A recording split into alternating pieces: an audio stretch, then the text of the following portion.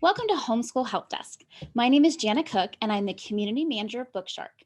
For this session, I am joined with Gretchen Roe. She is the Placement Specialist with Demme Learning. Today, we're going to be talking about Math UC. Welcome, Gretchen. Oh, thank you, Jana. It's delightful to be here with you. It is our pleasure. We have a slew of people who are watching today who are just itching to get some answers about Math UC, the program, and how it works. But before we jump into that, why don't you just give us a little bit of background on yourself? Okay. All right. I am a homeschool mom of 6.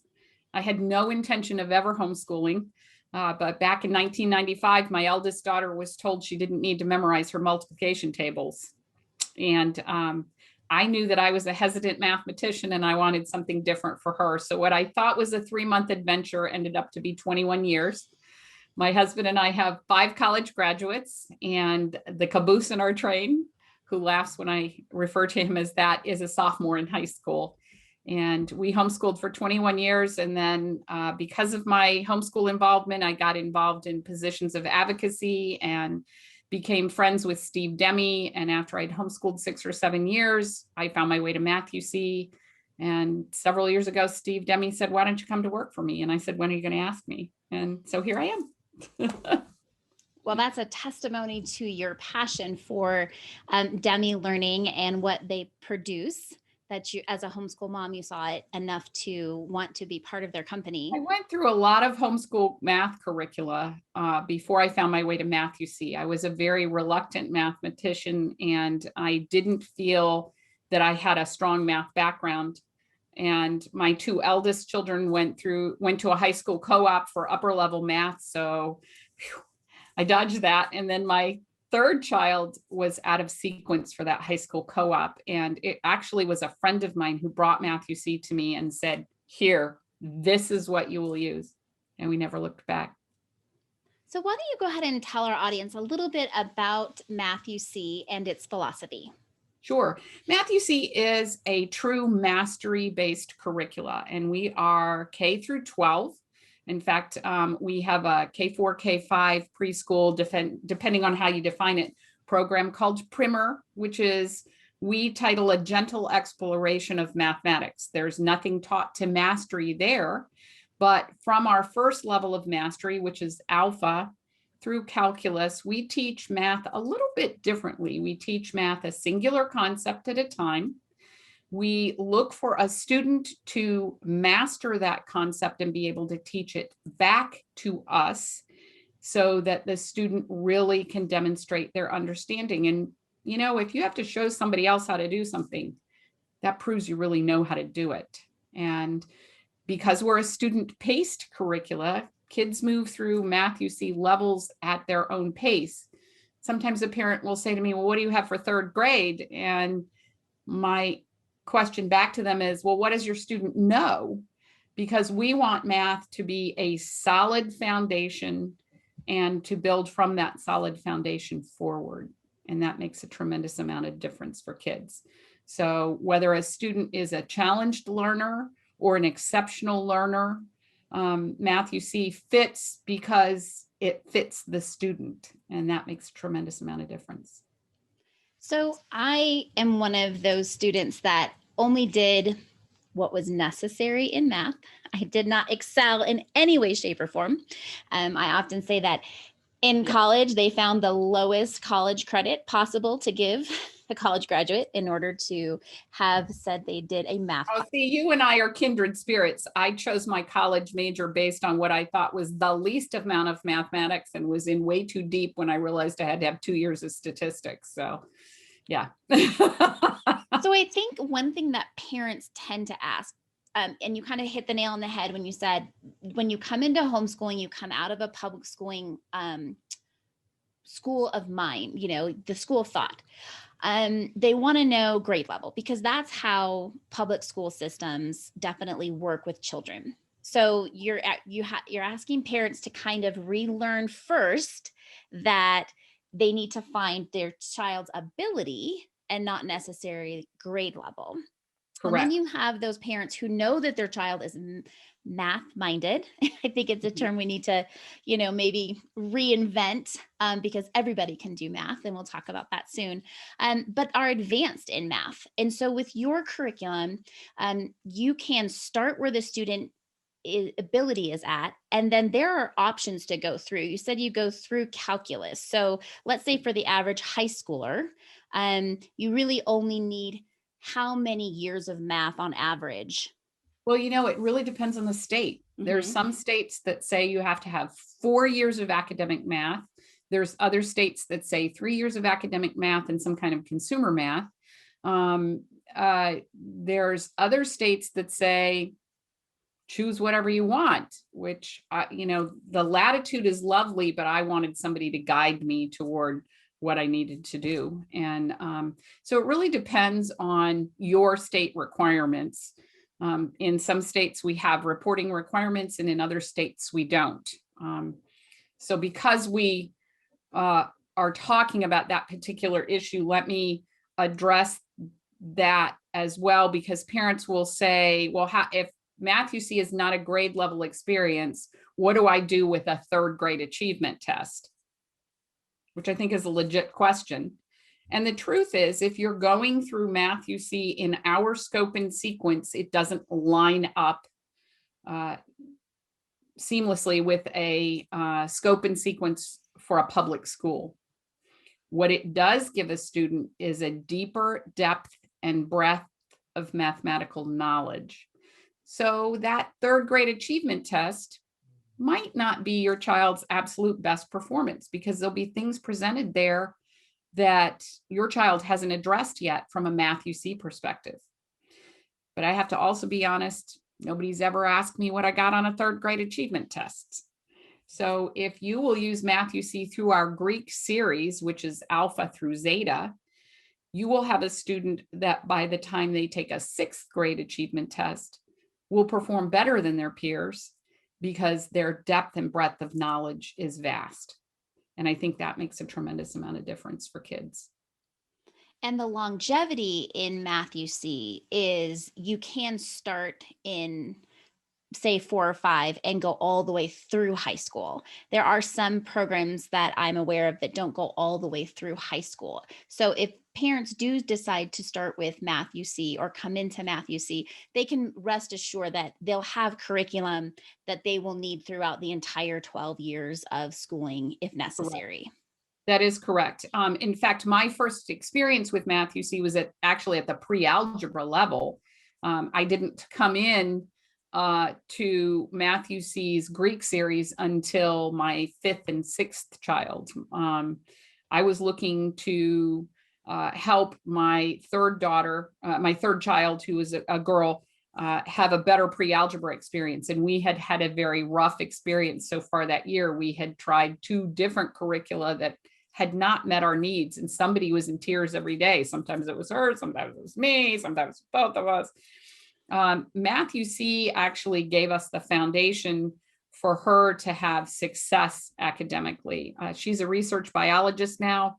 I think we met the mark.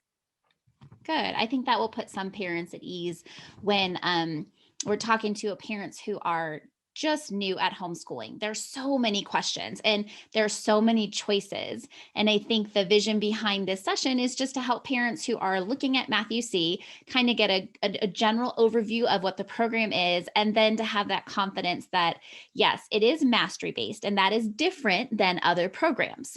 And so that idea that your child is going to master concepts and maybe not go on to the next one until the next year, but if you continue through the program, they'll have a strong understanding of math and be able to do those higher levels, hopefully with ease. Well, one of the things that parents are asking this time of year, in the spring of the year, they've started a math UC level in September, and now they're finishing that level. Do we go on? What do we do? And from a parent's perspective, my logic is, why wouldn't you go on? Why wouldn't you have more math experiences? Math was a year-round subject at our house, only because I wanted my kids to keep their skills sharp. So that to me does make a difference as well. One of the things I often see with parents who are coming out of a public school system is they don't necessarily know what their kids' skill sets are. And we do have a placement tool on our website that helps parents define their kids' skill sets, but it also presumes the parent knows the skill set. And sometimes that's not as easy to define as it appears on surface. And that's where myself and my colleagues come in.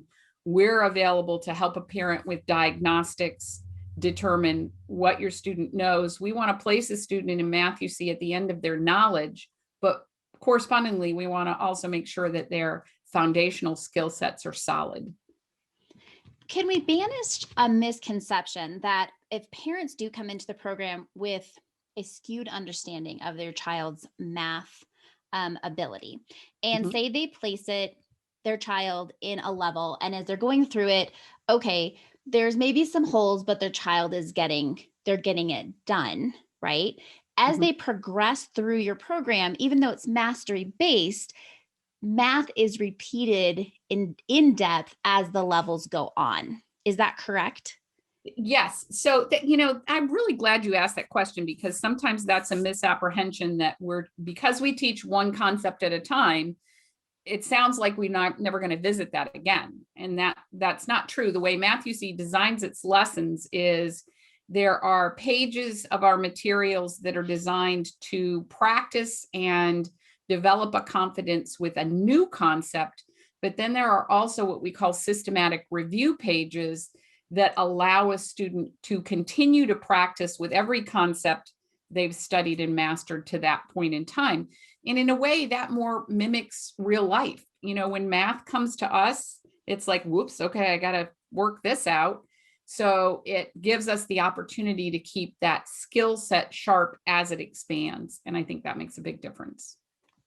Well, I'm glad that you explained that, because I've always thought, well, if it's mastery based, then you never hear about it again until you take that cumulative test at the end of the year. Right. No, that's not really true. But what I do often, I'm glad you asked, because often parents will say, well, so how do I revisit materials? And so here's one of the differences between a mastery-based program and an incremental program. We often say in homeschool circles, spiral, but Mhm. the definition really is incremental. So I, as a math curriculum developer, decide in advance how many times you need to see some particular concept to have a full understanding before it drops out of that cycle of revisiting that practice. The challenge becomes if it drops out before you have full understanding, I don't know where your understanding ended. Mhm. And so then your understanding is weak from that point forward. And that's why I think a mastery-based curriculum becomes a terrific vehicle for us to make sure that we've got everything that we need to be mathematically successful. I like that, mathematically successful. You don't have to like it, but That's you're never right. going to get away from it. You know what? We all have to address math. And one of the things that parents most often say to me is, oh, my son can do computational math, but he hates word problems. Well, when math comes to you and I as adults, it's a word problem. So we actually begin teaching word problems in the very first levels because we want to teach that as a skill, and being able to solve word problems is a learned skill. And so that helps kids develop a confidence. All of our word problems are designed to be built with our manipulatives. So that gives kids an opportunity to practice and visualize what they're seeing in the process of word problem instruction. So, Gretchen, why don't you go ahead and tell our audience a little bit about your manipulative set? Because obviously your title is Math UC. So that's a very big portion of how math is taught with this curriculum. Right. And what Steve Demme says is it's unfortunate when it's math you almost saw. So I think that makes a difference. I'm going to grab this. This is actually one of our mathematical interventions. This is called AIM for addition and subtraction. And this is one of the programs that is not part of our scope and sequence mathematics, but this would be what we would use to help a student who perhaps is using counting as a strategy for addition and subtraction. There's nothing cuter than a 6-year-old who says 2 + 3 is 5. But if you're doing that at 12, it means you're having to step out of the mathematical experience to count for the facts, and it just becomes an ugly proposition. It becomes harder and harder for a student to stay engaged. So when Steve Demme created Math UC several years ago, what he decided is that he would use manipulative blocks to be able to help students visualize what happens mathematically. And these are our manipulative blocks. This is what they look like. And we use these beginning in primer. We use these same manipulatives all the way through Algebra 1. So if I were teaching a student, I could say 2 + 4 is the same value as 6. And you can visualize this. If I can get my fingers to cooperate, you can visualize this as here I have 2, here I have 4, and my total is 6. The difference between using this and using something like a counter, a little duck, whatever it is we see those things as individual items. Here we see 2 as represented by a block that has 2 little sections to it. Mhm. And so we can use these manipulatives to teach everything from counting to Algebra 1. And so that's part of our Math UC experience. And there's lots of math programs that use manipulatives. We're different in the fact that we use these manipulatives to teach everything from time to money to measurement to algebra. So I have heard parents coming into homeschooling when they look at Math UC and its cost. There is that, ooh, that kind of a punch in the gut. That's a lot of money. But what you're saying is once you purchase those manipulatives, they then are used throughout all of the levels until you get to the higher levels. And then you are adding just a little bit more, correct? Correct. So your first purchase in Math UC is your most costly purchase. And so if you're coming in at one of the Greek series levels, you're looking at spending $165. The vast majority of that cost is the manipulatives themselves. But those manipulatives transfer across grade levels. So if you were to come in as an alpha student, you'd use the same manipulatives all the way through Algebra 1. The only exception there is in our epsilon level. Epsilon is where we teach fractions. And here's an important factoid for parents. Knowledge of fractions, being able to add, subtract, multiply, and divide fractions is the difference between a successful algebra experience and an ugly algebra experience. So your student has to be able to do that seamlessly to make algebra a good enterprise for them. And I don't think anybody, having used a dozen different math curricula in my 21 years of homeschooling, nobody teaches fractions as well as Math UC does. So the first investment is the most costly investment, if you will. That's where you're going to make the most investment of money. But then when your student moves into that second level of Math UC, you have the manipulatives, so your materials are about $90. And then if you have a second child who is moving into Math UC, the cost for that student is only the consumable student materials, and that's about $44. So you can see that as you progress, the cost becomes less. Now, for families with multiple children, do you advise multiple manipulative sets, or is it definitely able to use one for several children? Set of manipulatives for up to 4 or 5 children at a time. And I only ever had one set of manipulatives. Now, I laughed when you asked me the question because we always say, trust parents. Parents know their students best. And most parents are like, yep, I'm going to buy one set of manipulatives. It'll be fine. We'll all use it. But some parents have kids who are like, nope, everybody's got to have their own. And that's the way it's going to work. And parents know that best. So you only have to have one set. sometimes parents will say to me, can you use math UC without the manipulatives? Well, you can, but you're only going to get half the instruction. And truthfully, the manipulatives are the gold of the program because they allow a student to step along a mathematical continuum. What research tells us, and actually this is new research that's come out in the last couple of years, supports this 30-year-old math program that says that the best way to learn mathematics is to start with something concrete and then move to representational. What are you seeing in your head when you see those numbers? And the Arabic numerals are actually the final construct, the abstract concept, so when we see the number 3 and the number 2, we know 3 plus 2 is 5, but we've moved along a continuum toward that understanding. And that makes a tremendous amount of difference for students. And as a homeschool parent, just listening to you explain that, I'm like, wow, that's opposite of how I was taught. I was taught numbers represent units instead of units can be represented in numbers. I think that flip-flop can make a huge difference in a child's. It is. It's funny. I'm so glad you said units because that's what we refer to. We don't say one, as a place value. We refer to it as a unit place. So this is a little unit block. This little green guy is our unit block. And if you think about it, one of the things that we do with children is our language of mathematics is not specific. So I tell you in the number 325, what number is in the ones place.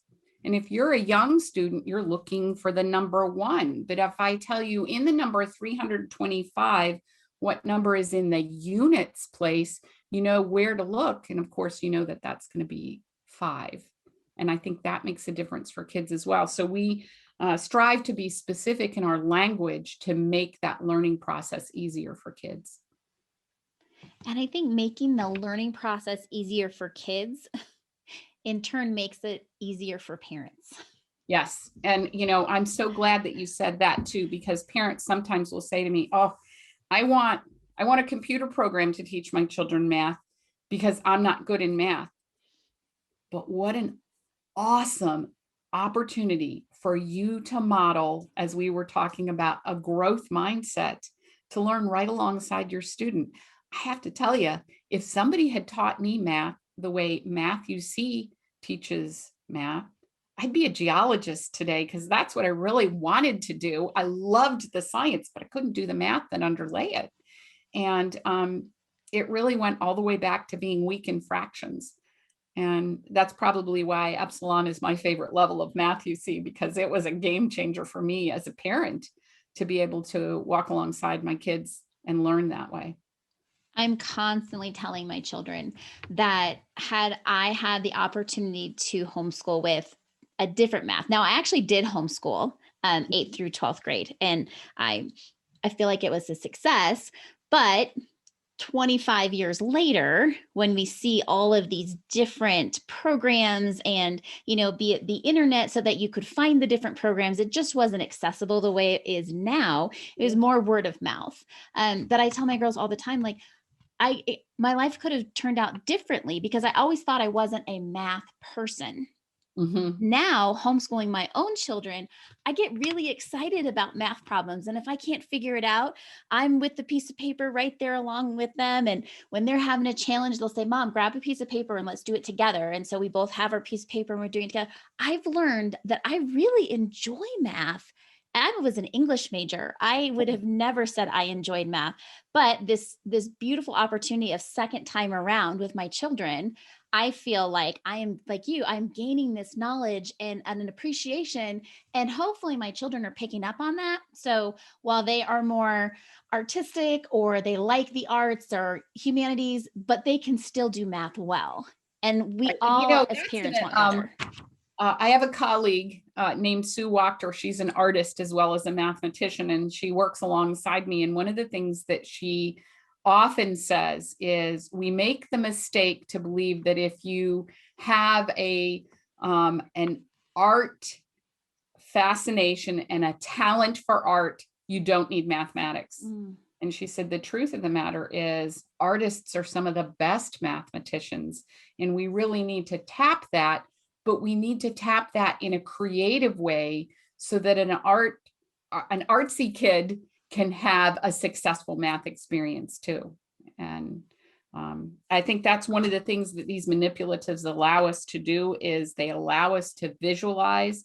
And those of us who are have naturally more bent towards artistic expression, this makes math understandable for a lot of kids.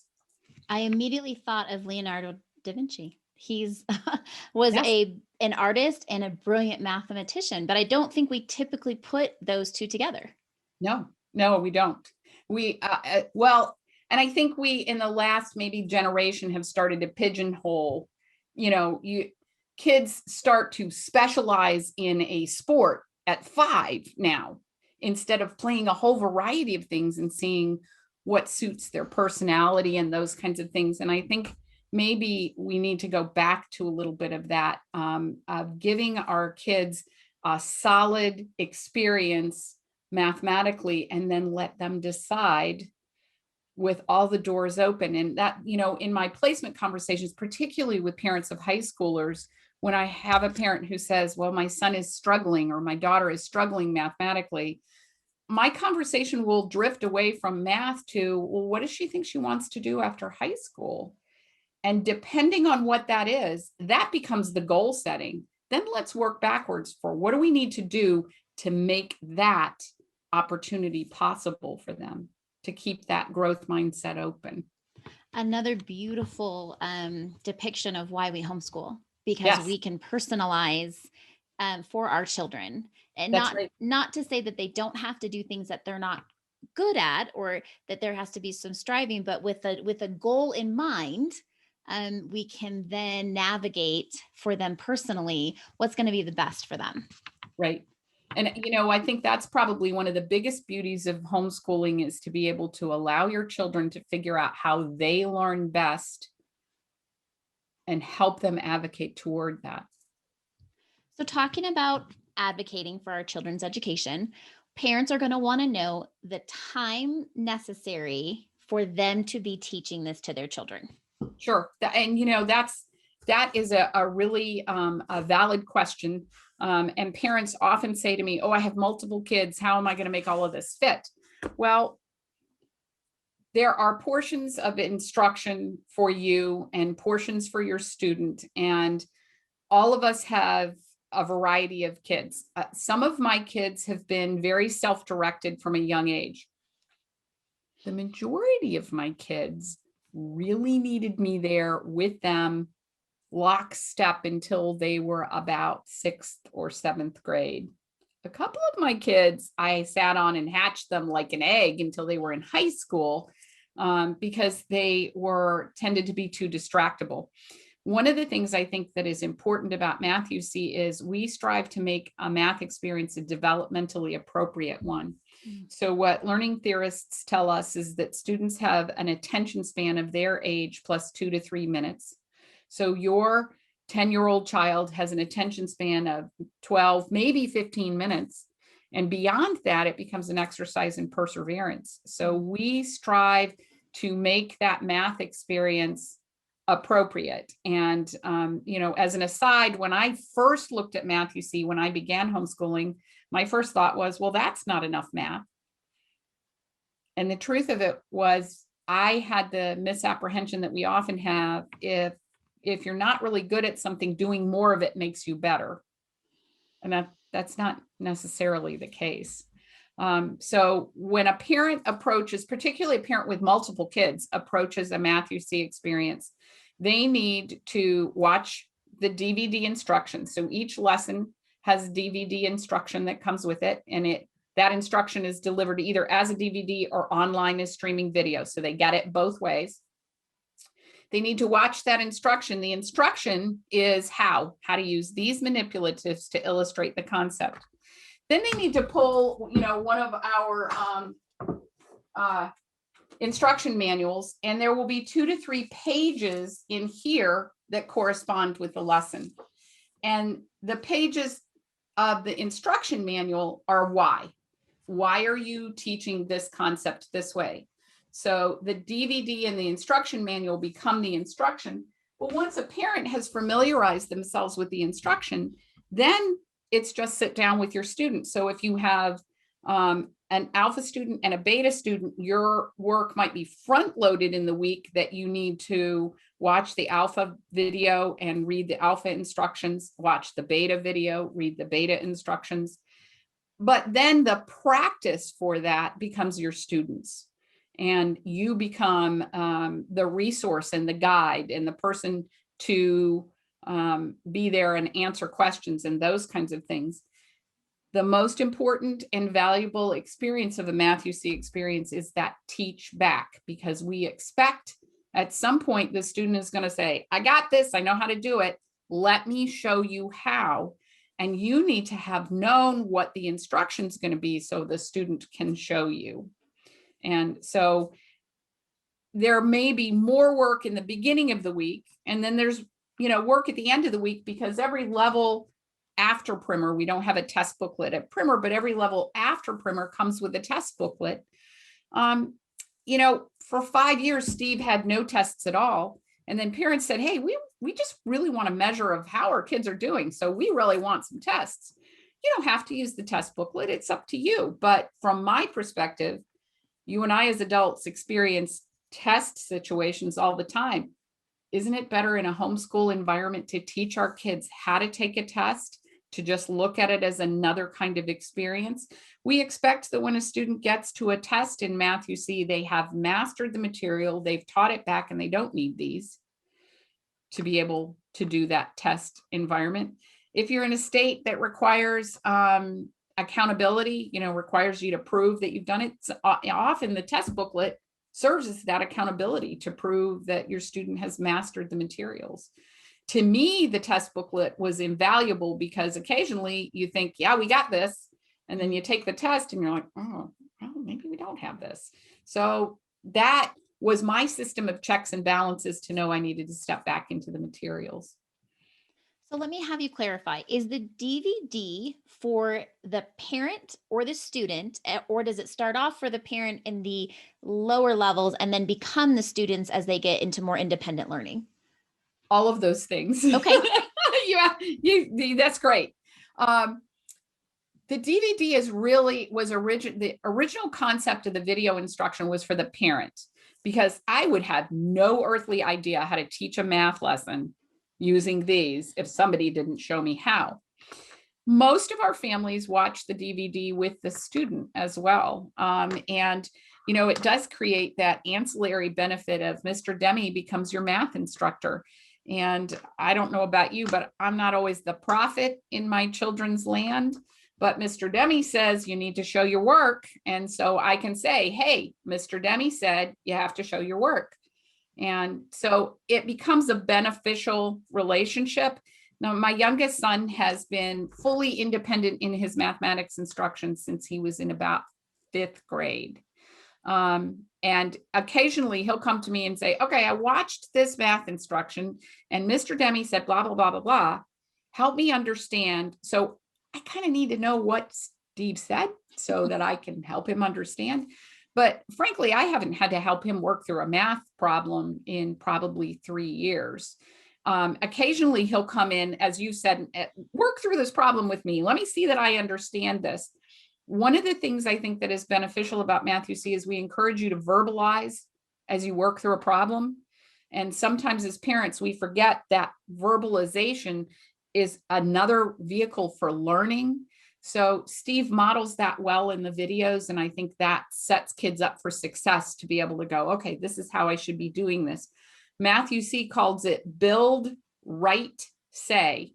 And we want students to use that with every concept that they practice because it allows us to bring as many senses to the table as possible. So I hear you giving me permission to continue to talk out loud as I work through all my adult issues All the time. all All the the time. time. Sometimes it's the only wise counsel I receive in a day.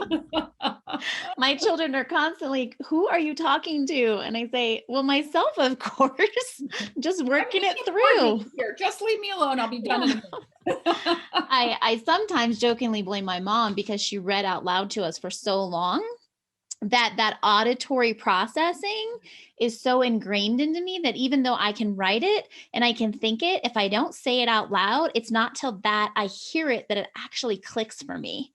Yeah. And it's really interesting. Sometimes we'll get a phone call from a parent and they'll say, oh, we're really, really struggling with this math problem. And one of the things that we'll often say to them is, are you walking yourself verbally out loud through the steps? And you'd be amazed at the number of times that you can hear the student say, okay, first I do this, and then I do the, oh, because that language component is so beneficial to the process. So it sounds like math, you see, definitely has that natural learning approach because you're reading it, you're seeing it, you're hearing it, and this is really how humans learn anything. Correct. And why we take it away from education when we're trying to teach new concepts to these little humans who are soaking everything up, and all of a sudden we stop one or more of those processes and we expect them to be able to get it, and we're not using this natural approach in which I never knew you could use it in math. I thought math was its own entity that you just did until you had to, and maybe you hated it a little bit less, but it wasn't something that you could learn to love. I have one that did not like to read. She could read. It didn't click for her for a long time. And I kid you not, yesterday in the car, she looked at me and said, Mom, thank you for encouraging me to read books. She's 15. I was like, okay, you're welcome.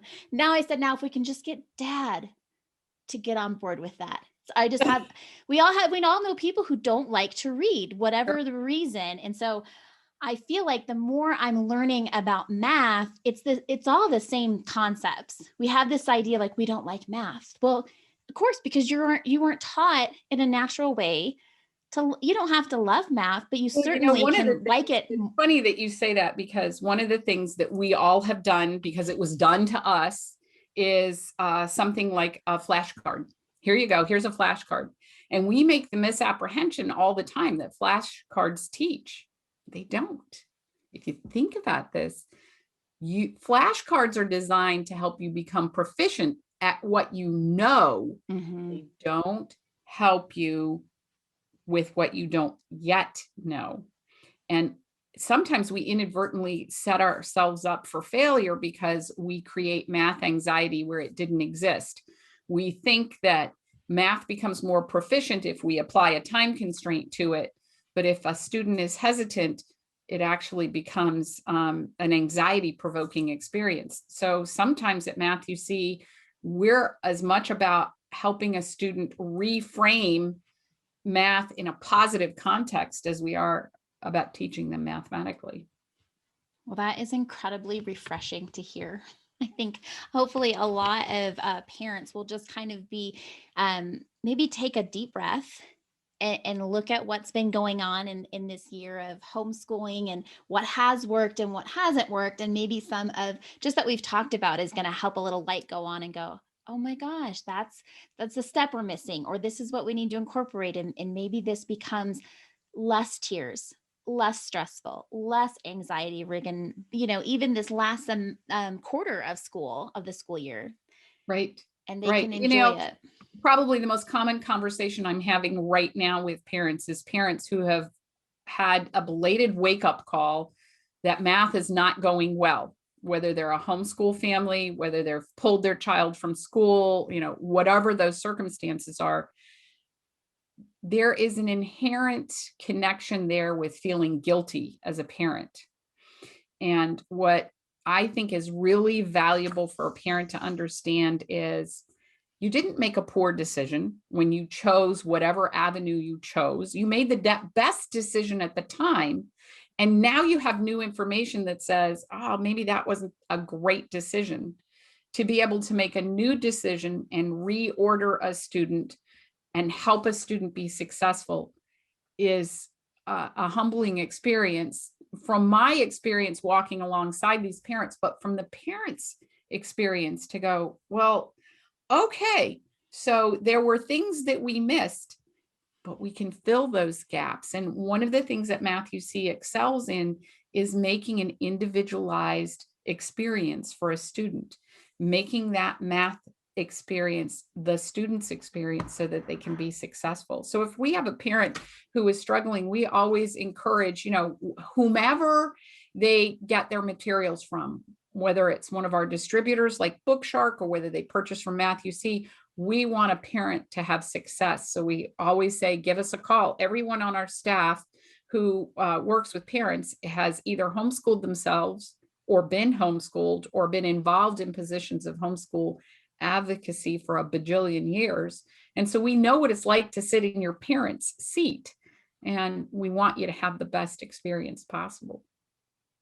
Well, I think that as a homeschool parent, just to hear that to give permission to say, hey, maybe we weren't on the right track. Maybe we ordered the wrong level. Maybe we need to reevaluate, that there is only benefit to your child in doing those things. I think immediately I kind of tense up and go, if I've made a mistake, I've got to own it and push through and pull myself by the bootstraps and get going. And unfortunately, I've seen that type of thinking trickle down to my children. And when I see it, I go, no, we need grace. Like, we need to just stop and start again wherever we ended. It's okay. There is no timeline. There is no set, it has to look this way. And I think homeschool parents, when this is new, they don't understand that freedom.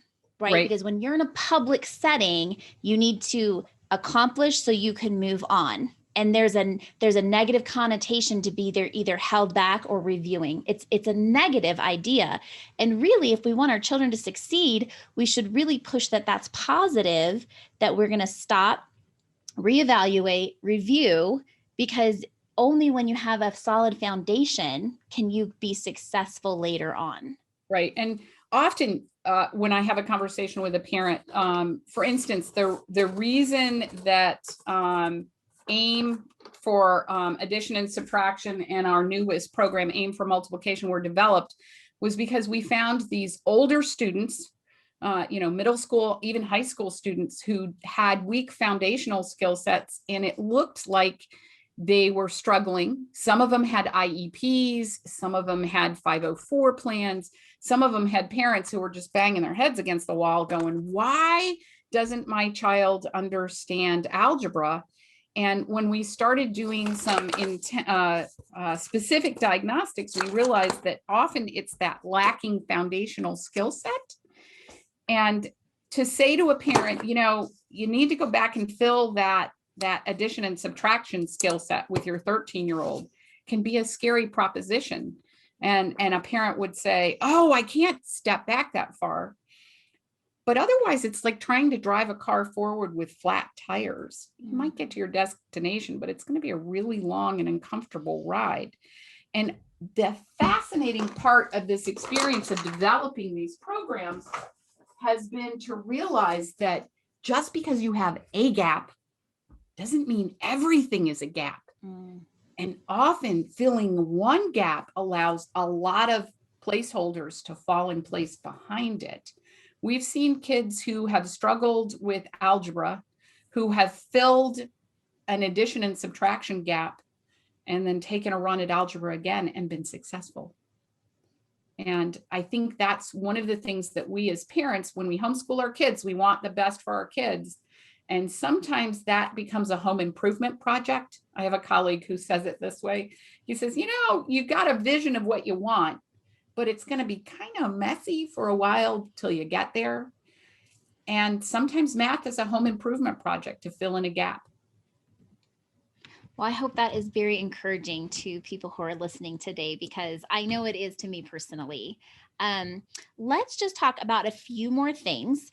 You kind of touched on the idea of math. You see people's concepts that it's too easy. And we already know that you explained beautifully how you need to take into consideration your child's age and attention span and what they're able to process, along with they are able to move through the program at their own speed. So they are doing really well and they've mastered it. They can keep going. There's no need to say, oh, sorry, close that book. We're done for today. I never want my children to be told, you know, shut the book. I don't care how much fun you're having with that. We've got to move on. Like, so that is a plus. We talked about the grade level and the expense, that we don't need to worry about being behind or ahead because it's your child's individual experience. What about some of the parents who have had maybe some negative experiences with math, you see? Either their child wasn't grasping the concepts, or they've just felt like it hasn't been a good fit. Can you just speak to those parents? Sure, absolutely. Not every key fits every lock. And one of the things that I love about my job is I can be very honest with a parent. And I can say, what are your goals? Often parents will say to me, nobody's ever asked me that. I haven't even quantified goals. I should have goals for myself, for my student. Yeah, absolutely. And so our purpose is to help a parent achieve what they want to achieve with their student. Sometimes that's a parent who says, I need somebody else to teach mathematics to my student. That teach back component is a vital element of Math UC. And if that's something as a parent you don't feel like the relationship or the time will allow, then maybe Math UC is not the best experience for you. By the same token, I mentioned parents who say, oh, I don't want to use the manipulatives. Yeah, well, and maybe Math UC is not the best experience for you, because these are vital to the academic experience, in our opinion. And, often we'll have a middle schooler who'll say, I'm not using blocks. I'm not doing that. I'm too grown up, those are for little kids. And I would say, from the parent's perspective, all you have to do is teach me what you learned with these, and then you can put them aside. But Math UC has been a tremendous experience for a bunch of families, and occasionally families will say, you know what, this didn't work for us. And that's okay too. Don't think that you are less of a mathematician or less of a parent because it was an experience that didn't work for you. Lots of my homeschool friends that I homeschooled alongside used other curricula. All roads lead to Rome. I just think that this is the best paved road. So, and sometimes parents will say to me, well, Math UC is only for kids who have learning challenges.